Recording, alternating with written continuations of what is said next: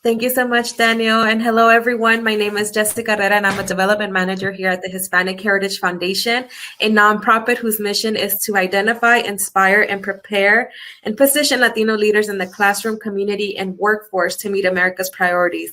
We are proud to and honored to have partnered with Northern Arizona University to promote academic cooperation and human capital development through research and education and co-host today's panel. HHF has transitioned all of its programs to completely virtual to adapt to our current environment, including our Love Source initiative, which HHF works with Fortune 500 companies to diversify their workforce through a tailored delivery system of talent along with concurrent branding. For today's panel, we have the honor to work with CVS Health and Facebook to share advice to you all joining us today on the job search in the age of COVID-19. Joining us today, we have Ted Maurer, a senior consultant for CVS Health Workforce Initiatives team, managing workforce development programming and community partnerships on behalf of the enterprises across Rhode Island, Massachusetts, and Eastern Connecticut. In his current role, Ted partners with community-based organizations, educational institutions, and more to provide youth, mature workers, individuals with disabilities, veterans, and other diverse talent across the meaningful employment opportunities. After joining the organization as a clerk cashier in 2008, Ted held several roles in the retail management and retail pharmacy before transitioning into corporate training and finally joining the Workforce Initiatives team. Thank you for joining us today, Ted. And also joining him, we have Mitchell Peralta, a recruiter focused on hiring university students and early in career candidates into non-technical roles at Facebook. He has over 5 years of recruiting experience, which spans across industries from professional services to big tech. He enjoys meeting new people and learning more about candidates' unique backgrounds and stories. In addition to his core work, Mitchell is one of the leads for the Asian and Pacific Islander employee resource groups out of the Los Angeles office. During quarantine, he's been focused on staying in shape, sharpening his cooking skills, and going on walking adventures with his German Shepherd Dash. Thank you for joining us, Mitchell. And last but not least, we have Rodney Tavares, who is a diversity ops project manager, COO at Facebook. His focus is simple. He's obsessed with building extraordinary teams of diverse professionals. Rodney seeks out top-notch talent, develop leaders, and solve problems. Currently, he coaches and equips recruiting leaders with data-driven strategies to drive hiring for G&A at Facebook. In the past, he built intern programs for both nonprofit and tech companies and led recruiting teams to achieve extraordinary goals. Rodney's passion for recruiting, leading diversity and inclusion projects, and conversions and culture workshops. In short, developing and recruiting talent is what he loves to do. Thank you for joining us today and sharing best practice during these uncertain times. And for those of you joining us today, please feel free to submit any questions you have during the Q&A window on your left for the opportunity to have it answered live. In the chat, I just shared a Google form for you all to fill out and upload your resume for consideration. Now let's get started. Up first, Ted, I would like to kick it off to you. If you can share any advice on how students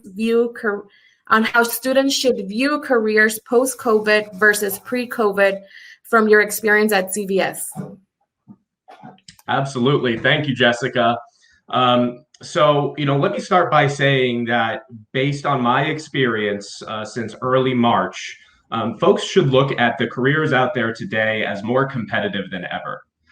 In certain parts of the country, we went essentially overnight from historically low unemployment rates to historically high. And, what that means is that there are a lot of hungry, qualified job seekers out there, and perhaps not as many roles as there were early in 2019 for them to pursue. So many employers are left to be perhaps a bit pickier than they have been in the past, as their load of applicants has increased substantially.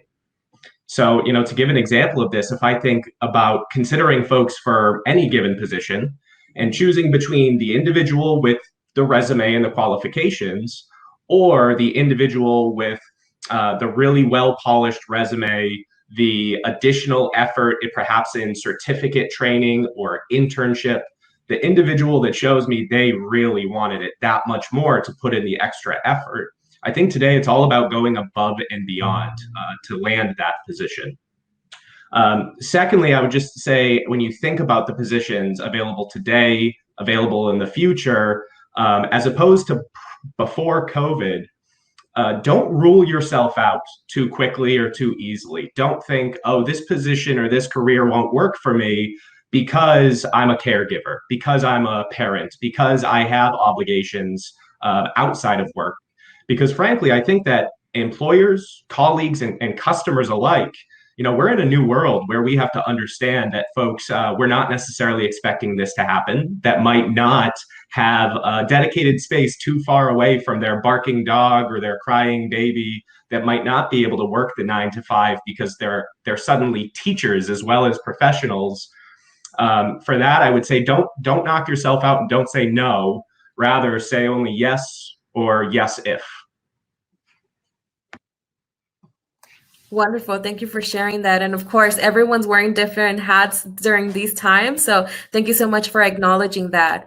Mitchell, same question goes to you. Any advice, how should students view careers post-COVID versus pre-COVID from your experience at Facebook? Yeah, definitely. I agree with a lot with what Ted said. The job market right now is definitely very competitive, especially here in the university space. I think one way to stand out, especially now that we have to market ourselves digitally, is keep your LinkedIn up to date. I think some people kind of overlook that. They think, oh yeah, the resume is so important. Absolutely it is. But now how do we as recruiters find you when we can't go to campus, when we can't meet you live, when I can't safely shake your hand, right? It's one of those things where we do have to adapt. So I'd say using LinkedIn, those resources are so amazing. Keep that up to date, have a nice profile picture, even have a nice summary. I want to get to know who you are, what you're interested in, what you want to get involved with. At Facebook, roles are, of course, incredibly competitive. So I'd say acknowledge and understand the gaps you have, right? There are limited roles available out in the world right now. And before, you could be a really strong, well-rounded student, as Ted mentioned, but now let's say you want sales experience. Maybe there's some free certifications online. A lot of these things are available for free. There's YouTube, there's Khan Academy, there are Coursera, there's so many resources available. I want to see the initiative you've taken upon yourself in this time of quarantine and isolation, right? I understand you have your school, but I want to see, are you part of any digital extracurriculars, right? There are things like pro bono consulting. I know, unfortunately, this past year, a lot of students, a lot of companies could no longer commit to their internship commitments. So now here we are, we have a junior who was really expecting to convert there to full-time. Now they've missed out on that opportunity. So what can you do this summer or this year to fill those gaps? There's pro bono consulting. You might maybe do some freelance work in the local community. I understand not everybody has the time or can really has all the free time to work for free, but do whatever you can to fill those gaps because that practical experience is so, so important. And I love that you went to a great school. I love that you had a really good major, but how can you show me applicable, practical experience of what you learned into the real world? And that's going to make you that much more competitive. Absolutely. Thank you so much, Mitchell. Anything to add there, Rodney, given your role at Facebook? Yeah, so just being in the university recruiting space for about 7 years prior to my current role, the ball is really in your court, right? All of our events are online just like this. So I think, you being here at an event and partnering with like the Hispanic Heritage Foundation, it's key. I think it's super important to attend events like this. And, you have an opportunity to upload your resume. At Facebook, we receive about 8 million resumes per year. And, here you have an opportunity to upload your resume and for us to actually see your resume and get a chance to look at your skill set. But I think take advantage of as many trainings and opportunities like this as much as possible as you can. And think about like strategically partnering with organizations that can help amplify your skill set and help up-level you. So for example, like Facebook is partnering with the Hispanic Heritage Foundation to give out like a scholarship in regards to Elevate marketing component, where you can up-level your skill set. And this is something you can put on your resume that's going to really really keep your resume on top and really keep your skill set moving forward. Absolutely. And yes, we're a longtime partner of Facebook and CBS. So we always bring opportunities similar to like this. So make sure to go to HispanicHeritage.org to find more events similar to this so that you can all participate and highlight your attributes and your resumes as well, of course. Next we have, the next question we have, what changes or adjustments might students consider? Example, depth level, choice of major, choice of school. And Mitch, I'll be kicking this off to you to open it up and answer it. Yeah, thank you. So I'd say, I think debt level is a huge one, right? Me personally, I won't always say more education equals more opportunity. Sometimes to us, the education is important, but I want to know what practical experience do you have to supplement the education that you have. I think in this COVID world and with jobs being so limited, I think for those I think it's important to be more so hyper-focused on what exactly you want to do post-graduation. If you want to get into finance, you want to get into tech, you want to get into computer science, maybe being an art history major may not be as applicable to those majors, right? Or to those jobs. So maybe at this point you figure out, okay, well, if I want to go into tech, I do really love art history, maybe turn that into a minor or a double major into like that and like MIS, CIS, computer science, whatever it is. But like almost custom tailor what you're doing in school to be the perfect applicant for those jobs. And to me, that's going to be super important, whether it's getting certifications or learning more tech skills. There are so many resources online. They don't have to be formalized through school, but really understanding like when you are selecting that major, maybe even pick up a minor. If you want to get into a business role, maybe pick up a business minor in addition to your art history degree. I think both are going to be very, very valuable, and they give you a different approach and probably how you solve problems. But I would say it's even more so important to align as much as you can to be that ideal candidate, especially in this very competitive world. And of course, looking up free resources online, as I mentioned, certifications, for our sales and advertising program that we have at Facebook. We have 2 free resources that are available through our platform. We have our Blueprint Digital Marketing Associate Certificate, which is all completely for free. And then we just partner with Coursera, where we have a social media marketing professional certification, which is 4 to 6 months long, for a very, very small fee. And now you get completely certified and educated on how to utilize Facebook advertising and Instagram advertising, which is a huge driver and a really great skill to learn if you want to get into the account management space here at Facebook. Awesome. Thank you, Mitchell. So I'm hearing a lot of take advantage of any free certifications, any free programs out there. So please do your research on that. And Facebook has a lot of great opportunities for you all to leverage. Thank you for sharing that, Mitchell. Ted and Ronnie, anything you would like to add to that? Again, it's what changes or adjustments might students consider, example, depth level, choice of major, choice of school? Ted, what do you like? Jessica, so first of all, when I think about choice of school, as Mitchell mentioned, debt is so important, and folks do need to be thinking about what their financial condition is going to look like once they graduate, and once they land that job, and how long is it going to take to pay off that debt. So that has been and always will be important.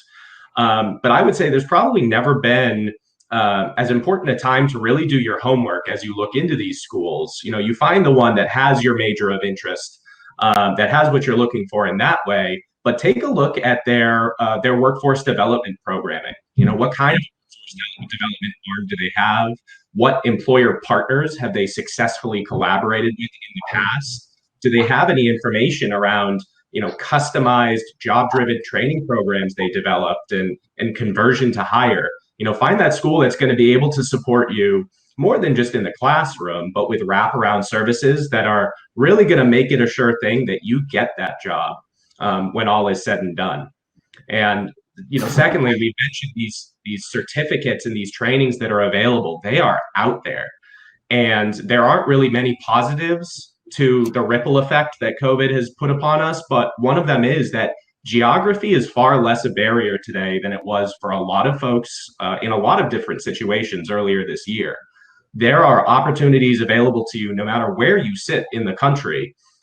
They are incredibly diverse and they're incredibly unique. Really, all it takes is some creative online searching to find them. So, if you're willing to put in some time and leverage those opportunities, search for your local career center or one stop and see what they have to offer. Maybe they can put you in touch with a human service provider or a nonprofit agency that's running programs and partnering with local employers. Maybe there are virtual internships available. In fact, similar to one that I just saw that Facebook had run, I believe, this year. There's just so much out there, and I can almost guarantee that if you take a little bit of time to do some Googling or use your search engine of choice, you're going to find an opportunity that's pretty darn similar to exactly what it is you're looking for.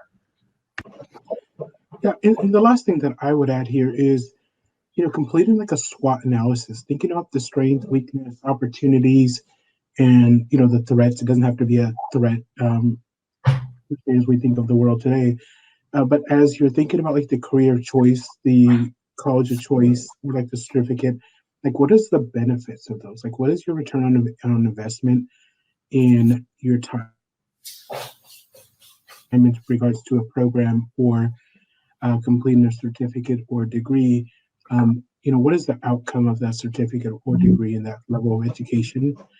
So I would really take some time to really invest in you and performing one of these SWOT analysis just to see if that benefit outweighs the time there. So definitely invest in you. I mean, that's the best advice I can give you. Absolutely. And I know for a lot of times, and that's a great advice that you all three have been giving, right? A lot of the times these students, we're all just pitching ourselves and trying to make sure that we can fit into these institutions, these workplaces, but then we also have to take a step back and make sure, does this even align with my vision and what I want to do in the future, right? So definitely taking a step back, doing those pros and cons and just really doing your homework is going to go a long way. So thank you for sharing that. Up next, we have Rodney. I would like for you to share a little bit more how Facebook is adapting strategically and what does that entail for the recruiting and retention process. Yeah, so I think Facebook has pivoted a few different ways to be able to connect with candidates differently. So we have an unscripted Cafecito series where we're reaching out to candidates. Candidates can come join us for virtual sessions. We have 2 sessions today, actually. One on November 18th on LinkedIn. The whole world is virtual right now, right? Just due to the pandemic. So, sourcers and recruiters like Mitchell and, the 3,700 recruiters at Facebook are online. They want to connect with you. They want to build relationships with you. They want to understand what you're interested in and what career opportunities make sense to you. So as Mitchell touched on earlier, make sure your LinkedIn is polished and that your resume is super polished and it's aligned to what you want to do. But as Facebook as a company, we are looking to be more remote over the next 10 years, which is great, right? For, people who are really interested in staying in the city that they're currently in or the state that they're currently in. But for our current state, there's 50,000 plus Facebookers that are working from home currently. So we've had to adapt as a company and think strategically, how do we still offer opportunities like internships and full-time work when we're home? And I think we're doing a great job of everything that we're taking on right now. So I would say that we're moving in the right direction. Definitely. Anything you'd like to add to that, Mitchell? Yeah, to touch on that, I agree with everything that Rodney said. I'd say for all of the candidates and students out there, get comfortable and remain comfortable being in a virtual setting. I know for students that are there, there's screen fatigue. We completely understand. You're on classes over Zoom. You have social events over Zoom. You have these conferences over Zoom. We get it. It's going to be exhausting, but it's kind of the only way we can do this right now, right? We're doing our best to replicate an experience as best as we can. I think Facebook was one of the lucky companies to be fortunate enough to continue our internship programs this past year. And we were able to pivot in 3 months. So really kudos to our programs team for being able to do that.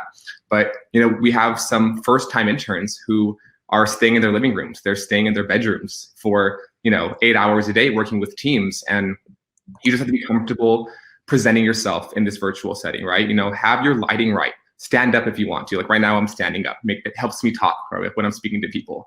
So do these little things to kind of get you through the day to kind of break up just sitting down, because it can be exhausting. We completely get that.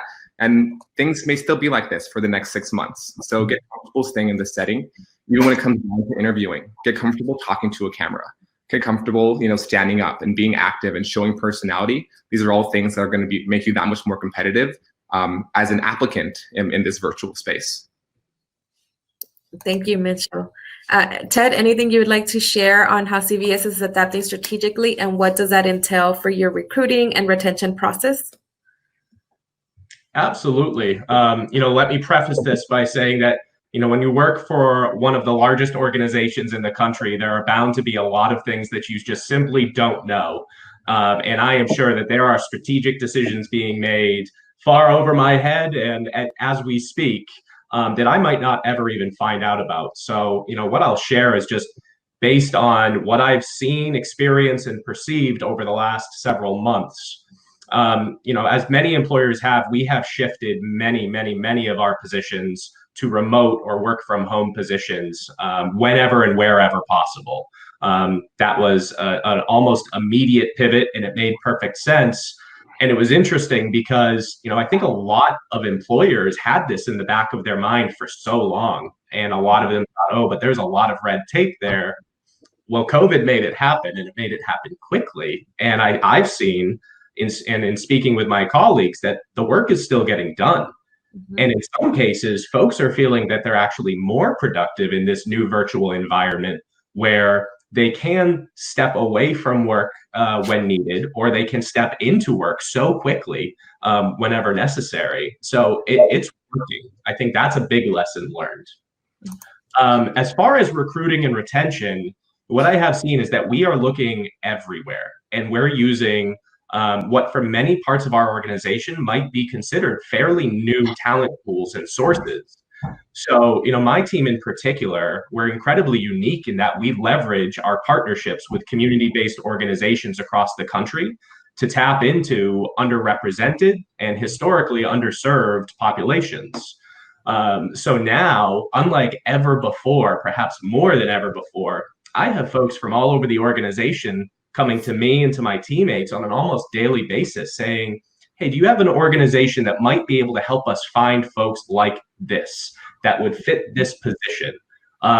This has, I think, just about everybody thinking differently and thinking creatively. So again, if we're looking for the positives in this very unusual situation, there it is.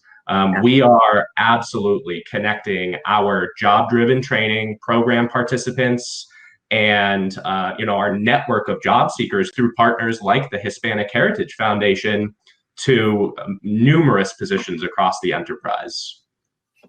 And thank you for bringing that up, Ted, because and something for the students to take away, right? As Mitchell and all of you have been saying, is to make sure that all these students are connected with other nonprofit organizations one way or another, because you never know, these nonprofit organizations might have a connection with these companies that they can share their resumes or have events that they can be a part of.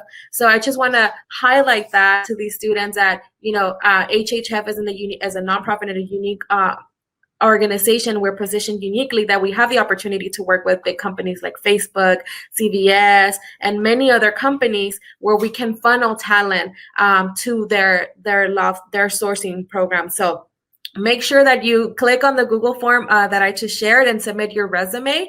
You just never know if there's any other opportunity aside from CVS and Facebook that can fit for you, right? So just wanted to quickly highlight that. And I do see questions coming in already. I see one came in from Jasmine. So I'm going to acknowledge that we'll be answering them live during the Q&A session, which is coming up.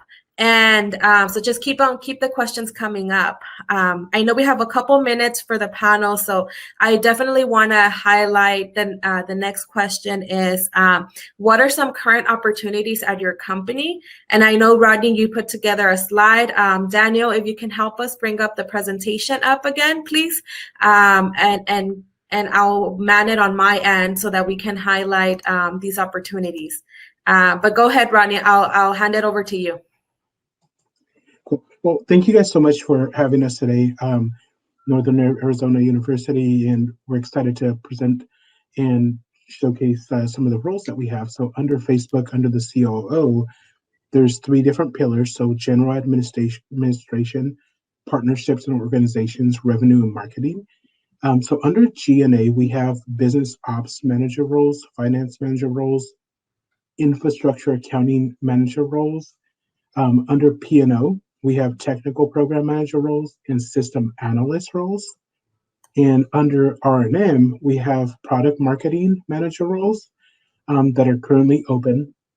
Definitely take a look at facebook.com/careers for any opportunities. I have to jump to another meeting, but I've enjoyed my time in connecting with you guys. Feel free to connect on LinkedIn. I'd be happy to answer any questions you might have, or take a look at your resume and give you any feedback or guidance there. But thank you guys so much for allowing us to be here. No, thank you so much for joining us, Rodney. And I just put up the slide where we have the LinkedIn information for each of our speakers. So make sure you take a screenshot of it and add them on LinkedIn, of course. Wonderful. And with that, I would actually like to open it up to the next question before we move to the Q&A session is, how does the interview process look like at your company now with a virtual setting, right? Like, are there any tips you would like to give to the students? So Mitchell, I'll turn that over to you to answer it first. Yeah, sure. So to kind of touch on what I said earlier, being comfortable being in a virtual setting. We don't fly anybody into our offices anymore, so unfortunately you won't be able to meet anybody in person just yet. So getting comfortable being in this virtual setting, I think there are a ton of resources online on behavioral-based questions. Most interviews will start with behavioral-based questions, so I'd say go online, look those up. There are banks and banks full of them. To me, the best way to prepare for a behavioral-based or scenario-based interview is to practice with a really close friend. I say with your best friend, with a parent, with a brother, because answering a professional question to someone who knows you so personally will never be more awkward than being in front of an interviewer. Because at that point you've practiced, you got the jitters out, and the interviewer who doesn't even know you, I think that'll be a much less scary scenario. So I'd say practice that as well. Next is put yourself in a confident spot, right? So we want you to have good lighting, stand up if you want to, be animated, showcase your personality, because sometimes those things can be harder to convey in this virtual setting. But typically how we start our interviews is you have either a recruiter screen or a first round screen with somebody on the team.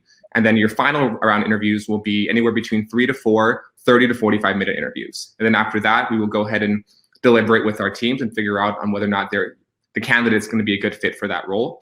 So I'd say behavioral-based questions are going to be huge. One question that candidates tend to overlook, especially if they haven't fully prepared for the interview, is the very first question that most interviewers ask, which is, tell me about yourself. Everyone thinks, oh, that's the easiest question. Of course I can tell you about yourself. You probably could, but you'd probably ramble for a really long time. So this is almost going to be that elevator pitch, 30 to 60-second elevator pitch on who you are, what you're interested in, what you've been involved with at school. Keep these things in mind, and it's so important to practice out loud. What you say in your head and what actually comes out of your mouth sometimes are two very, very different things. You're like, wow, that sounded so smooth and polished in my head. But when I said it out loud the first time hearing it, I'm like, that sounded really awful. That's not even who I am. So practice out loud, practice to a mirror, practice to a friend. I guarantee you it's going to build up that confidence when you go and meet that interviewer in a virtual setting. Thank you so much for that, Mitchell. And it's true. It's true. You know, when, especially for me and talking and moderating, I have to put together a script just to kind of guide the conversation, or else I would be all over the place. And it goes the same way. If you don't practice, you're probably rambling on and you know, you probably are not presenting yourself in the best foot. So thank you for highlighting that, Mitchell. Ted, is there anything you would like to add to that? How, and I'll repeat the question too, how does the interview process look like at CVS now with the whole being it virtual, and any tips you would like to give to the students? Yeah, absolutely. So, you know, again, in such a large organization with so many unique business units, I would love to say that all of our hiring and interviewing is standardized right now, but it is unique to the team, the function, and the position. So, at our retail level, depending on where you are in the country, you might be asked to actually go in for an in-person interview, or you might experience a phone or a video interview. It really could be any one of those. At the corporate level, for some positions, we are also leveraging the HireView pre-recorded video interviews as just one step in the process. So my first piece of advice would be ready for anything and everything. Face-to-face, over the phone, on a Zoom, you name it. And I like Mitchell's advice in terms of really getting comfortable with your responses, and with those closest to you, really getting to know yourself and being able to speak to your strengths and your opportunities for improvement. But I'll add on to that. Once you feel that you've kind of explored through that process and you know what you would want to say, then step outside of your comfort zone and perhaps practice a few times with folks that you don't know very well, that you aren't comfortable with. Because in that setting, virtual or in person, those are going to be the folks where you're subconsciously going to be sitting up straighter and you are going to be a little anxious, which I always felt is a good thing for an interview. It means you want it. Finally, and this actually will be part of the response to the question in our question section right now: what could young professionals be focusing on in order to stand out? My single biggest piece of advice for this and for any interview is know the organization, know who you're applying to. Because I will always ask someone, why CVS Health? Why not another employer, another industry? And when somebody says to me, well, CVS Health was the pharmacy chain that stopped selling tobacco in 2014, or CVS Health just rolled out an innovative health hub format at retail fronts across the country. When somebody shows me that they really know us, they know the culture, they took the time to look into us and do the homework, that's the person that I'm going to remember, no matter how many resumes I skim, no matter how many interviews I give. The person that, really makes my eyes go wide, it makes me feel like they know almost as much about this company as I do. That is actually a very great advice. Thank you for that, Ted. And that's a nice segue to the next portion of the panel. Is we're moving to the Q&A session. So I'll be grabbing questions submitted on that window. So make sure you submit them so we can ask them live to our panelists. And I know you already answered this, Ted. So Mitchell, you kind of answered it at the beginning. So what I'm going to do is I'm going to take it a little step further and say, how can in terms of and standing out amongst other applicants, is what are some key words that you're looking for in resumes? I know it may vary depending on the job and the positions, but is there anything that individuals can do to make their resume stand out? And so I'll hand it over to you, Mitchell. Yeah, I think the key words, that's such a great segue here. So I think everyone, as you mentioned, Jessica, the keywords will vary from job to job. So there isn't like a keyword bank that we use. I would say though, when you are applying to a job, you're going to see that there's going to be a job description, minimum qualifications, and then preferred qualifications. Mm-hmm. Use this as your keyword bank, right? If I'm looking for someone that has SQL and you don't have SQL on your resume, find a way to get SQL on your resume. Right? There are free tools online, as I mentioned, Khan Academy, LinkedIn Learning. Let's say you watch 2 or 3 videos. Now you at least know what SQL does. Put on the bottom, SQL in parentheses, beginner, proficiency, right? So I can at least talk to you about it so you know what it's doing there. So use that as your perfect formalized keyword bank. If I'm looking for someone who has project management experience, find a way to get the words project management somewhere into your resume, and find ways to get that experience on campus, right? Maybe you can do extracurriculars, there's leadership experience. Pro bono consulting is a huge and great way to get practical experience outside of a formal internship. And there are student-run groups all over the country. If there isn't one on your campus already, feel free to start one and leverage tools that we already have. We have Zoom. Feel free to reach out to local community members and say, hey, I can help you with your business because I have a team of, I have a marketer, I have a person in finance, I have a person in sales. Let's come up with a strategy to help you. And let's make this our class project for the summer. And now when it comes down to the interview stage, you have ways and scenarios to pull from to answer these behavioral-based questions, like a time when you completed a project, a time when you used data to validate a business decision, a time you came up with a strategy. That's a perfect and great way to get that outside of formalized internship if you weren't able to get one this past year. Wonderful. And Ted, I know you talked a little bit about the interview process, how to stand out, but how can one make their resume stronger, and what do you look at in order to make these resumes stand out? Yeah, so I'll admit first, in the spirit of transparency, that I am not nearly as well versed in this process as Mitchell. My primary role most often entails helping folks gain those transferable work skills to put on that resume. And I'm not nearly as involved as perhaps my colleagues in talent acquisition and university relations in the actual resume review and the search process. But I loved Mitchell's advice in terms of how you can get those kinds of buzzwords specific to the position on your resume, even if you're not already an expert, or even if you haven't already completed a certificate program. Let them know by putting it on your resume that you're in the process of doing just that. Mm-hmm. Furthermore, specific to CVS Health, I can think of no 5 better keywords or buzzwords than our core values, which you can find, again, if you're willing to do the homework and read through the About Us section on our corporate website. But I'll give you the hints right now. They are innovation, collaboration, caring, integrity, and accountability. And rather than just listing those on your resume, perhaps search for opportunities in your professional or educational experience where, in a few lines, you can display just how you were innovative or just how you were collaborating in a situation. That is a beautiful advice. Thank you for that, Ted. And I think you just describing your role, I think this is a good segue as to our next question. I believe is being asked by an educator is, as we're designing and designing our educational programs, what should we be including to better prepare students for the workforce?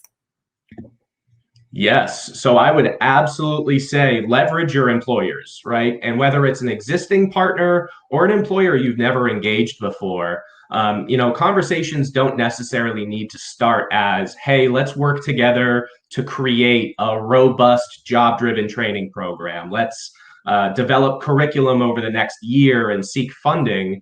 It can be far simpler than that. It can be as simple as, hey, can you put me in touch with some hiring managers for this team or this position so that I can kind of ask for their input on what skill gaps they see? What are their recent graduate hires often missing or struggling with when they come into the workplace?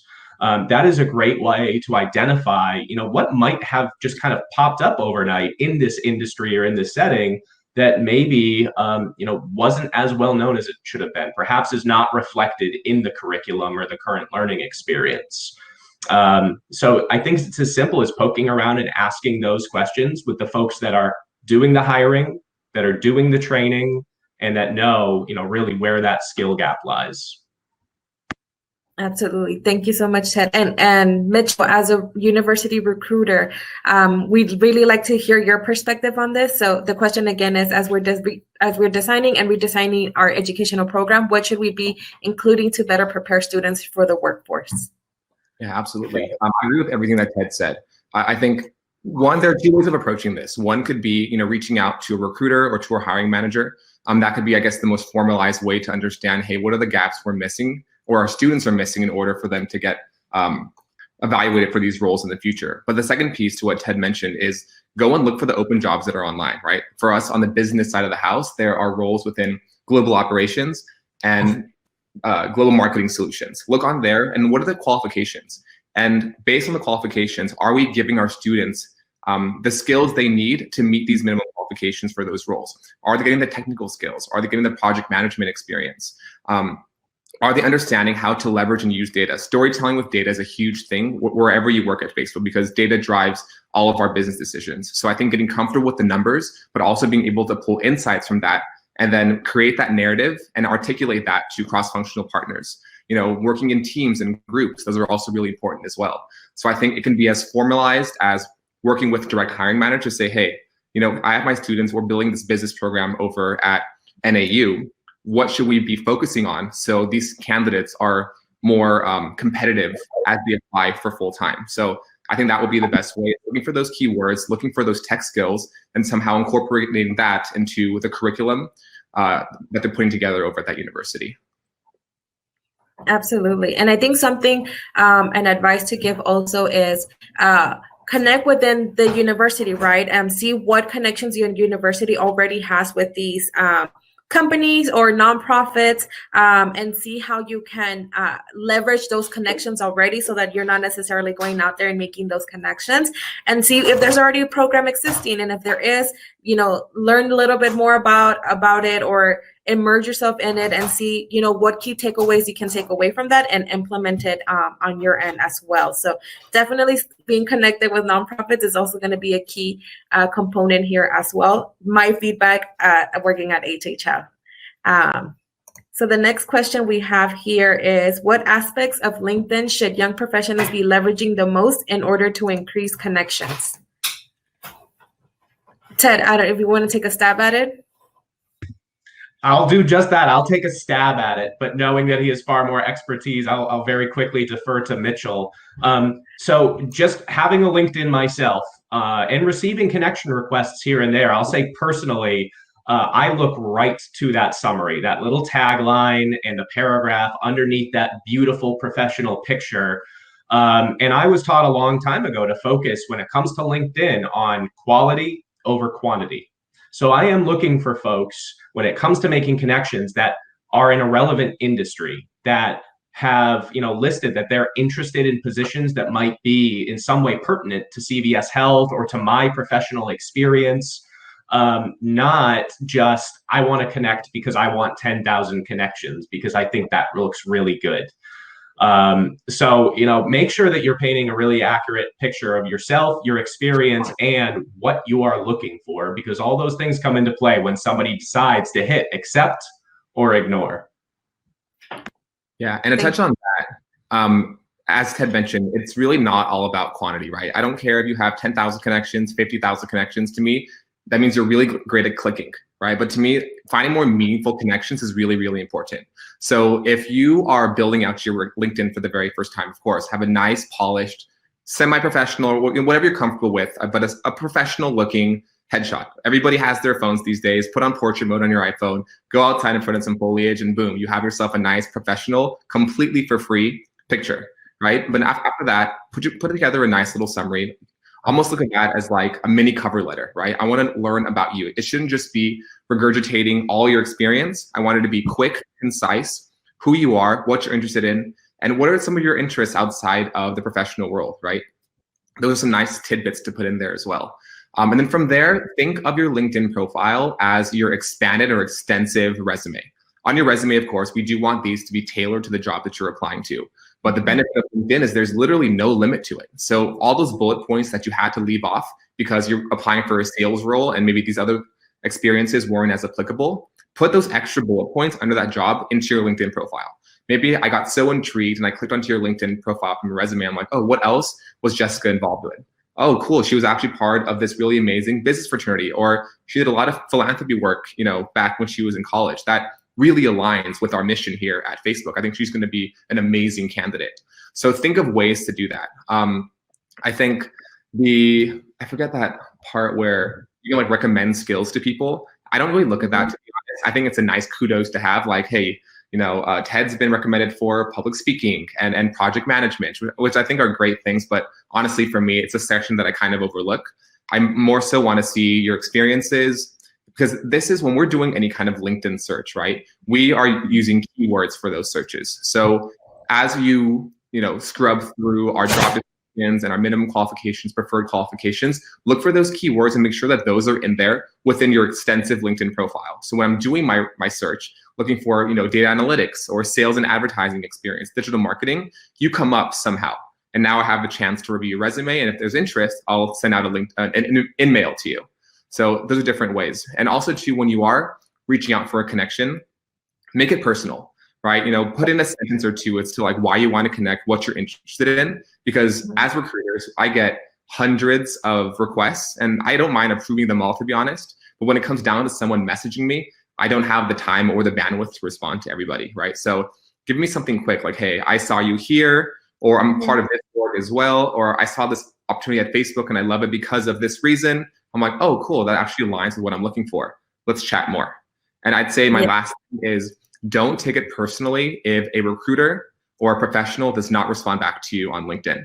Know that a lot of the times we get so many messages and it's nothing personal. It comes down to bandwidth and sometimes getting lucky when we're on LinkedIn at that time and you still happen to message us and you're right at the top of the list. So know that ideally in a perfect world, there'd be two of us, one of us always on LinkedIn and the other doing our core job. So don't take it personally. We will do our best to get back to you as soon as we can.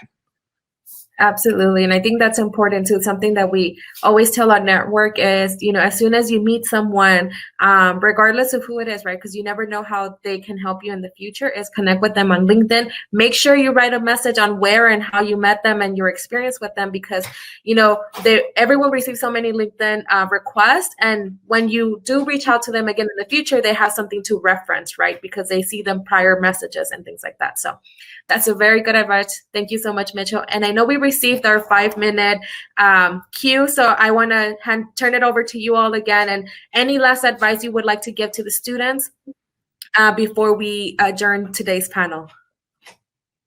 Yeah, I can go ahead and start that one. I think I'd say first off, you're already doing one of the amazing steps, which is getting involved. I think getting involved with the right organizations and partnerships with NAU, with HHF, whatever it may be. Get involved, stay connected, because, as Jessica mentioned, you don't know the connections or the organizations that these orgs partner with, right? Sometimes it's with Google, with Facebook. It could be your dream company. It doesn't always have to be a giant corporation, but you never know where these connections can take you. So this is already the very first step. Next is to, as I mentioned earlier, understand the gaps you have, right? Like, let's say it's a technical skill. Let's say it's project management, it's sales and advertising, public speaking, your communication style, whatever it is. Be aware of those gaps and try your best in the next, as we approach holiday season, we're going to be off of school. We're all going to have a little bit of time to ourselves. Take this time to do some self-improvement, right? I am not a great, public speaker. I am not great at writing, whatever it is. Find ways to build those skills up so that way come 2021, a fresh year, you are more confident and you are more competitive when applying for these roles. If it's looking for analytics experience or SQL, look for free, go on YouTube, go on LinkedIn Learning, go on, being a student right now, you have so many free resources just for that tuition you're paying. So take advantage of that, because those are not as readily available the day you graduate. Those resources go away, and then you just have kind of YouTube and LinkedIn Learning, but there are a lot of free resources available through your school. Take advantage of those things. Work with your career centers, right? When it comes down to polishing your resume, that's going to be a big thing too. Get a couple of eyes on it. I think different professionals in the career centers will give you some different advice, but pull what you think makes the most sense, and also based on what you've heard from recruiters, and find yourself and build kind of that perfect resume that's custom tailored to the role that you're applying to. It shouldn't be one master that goes to everybody, but make sure it is applicable to each of those people. Ted, any advice you would like to give? Yes.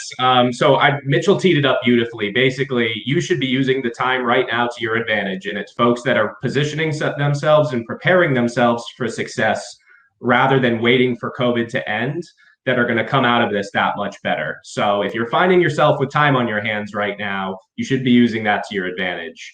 I am putting into the chat, for those that are interested in roles at CVS Health, the link directly to our career portal. Be sure, if you apply, when asked how you heard about us, to say that you were referred by a CBO or community-based organization, and make sure to list the Hispanic Heritage Foundation so that we can keep an eye out for you. And please feel free to connect with me on LinkedIn if you have any questions.